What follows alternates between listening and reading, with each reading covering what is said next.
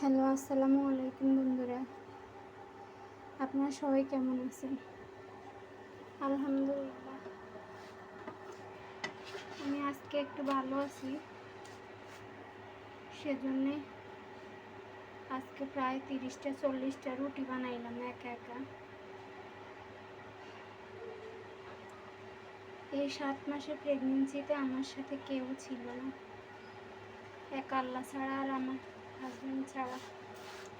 দোয়া করি আল্লাহ তাদেরকে, আমার ভাই আছে, আল্লাহ তাদেরকে সুস্থ রাখুক, নেক হায়াত দান করে দেখ। আমি সবার জন্য থাকলেও কেউ আমার জন্য এই সময় আমার পাশে নেই, এইটাই সবচাইতে বড় দুঃখ। আপনারা কেমন আছেন? কথা বলতে বলতে রুটিটা পুড়ে গেল।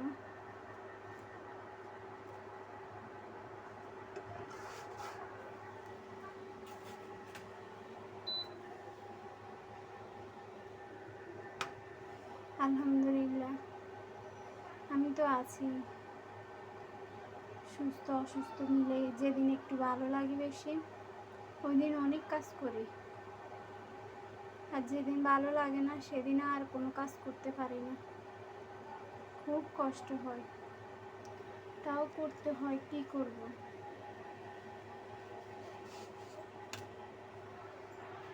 আমি ছাড়া আর ওরা ছাড়া আমার কেউ নেই। তা কষ্ট হলে নিজের কাজ নিজেকে করতে হয়।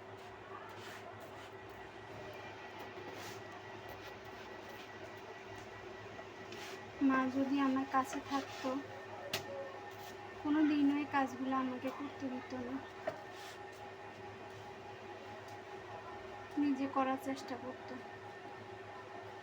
আমাকে বসতে দিত না, এতগুলা রুটিও বানাইতে দিত না।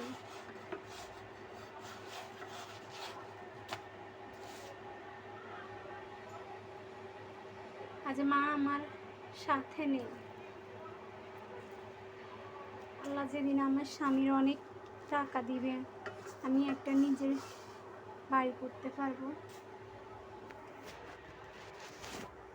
সেদিন আমার মা বাবাকে আমার কাছেই রাখবো, কারোর কাছে দিব না। আপনারা দোয়া করবেন আমি যেন, মেয়েদের কোনো বাড়ি হয় না জানি, তারপরেও যতদিন বেঁচে আছি, আমার সন্তান যতদিন বেঁচে থাকবে, তার তো একটা ঠিকানা লাগবে। তার জন্য যেন একটা ঠিকানা বানাতে পারি।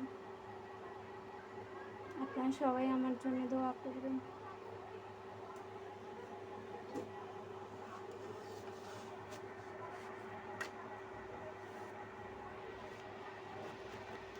আমার যেন নিজের একটা কুঁড়ের ঘর হলেও হয়, আমি যেন এক টুকরা জায়গা কিনতে পারি, আমি যেন একটা কুঁড়ের ঘর হলেও বানাতে পারি।